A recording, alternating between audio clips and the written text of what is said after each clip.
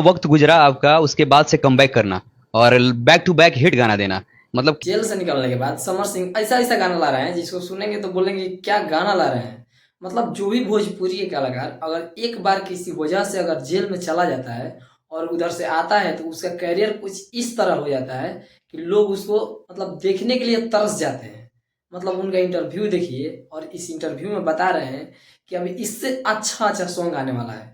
अरे गरमिया छोड़ाई देला पानी जैसे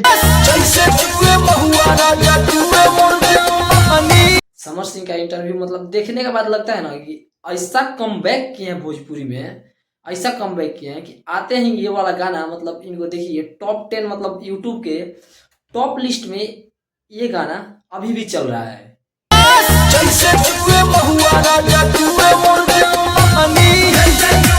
एक महीना आए हुए इस गाने को हुआ है और इस गाने में यार ये गर्मी वाला ही गाना है और इस सीजन में सिर्फ समर सिंह का यही वाला गाना है और तीन जानते हैं इसका व्यूज कितना है?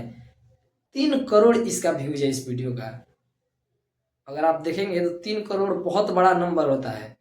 3 करोड़ एक महीने में इसका व्यूज गया है और अभी भी टॉप 10 में ये गाना चल रहा है। मतलब ऐसा नहीं कि गाना का व्यूज रुक गया है, नहीं, अभी टॉप 10 यूट्यूब के टॉप 10 में ये चल रहा है। मतलब गाना ऐसा ऐसा ला रहे हैं समर सिंह जिसको सुनने के बाद लग रहा है कि हाँ यार सीजन बाई सीजन गाना ला रहे हैं। जैसे गर्मी का सीजन था तो ये वाला गाना लाए अभी,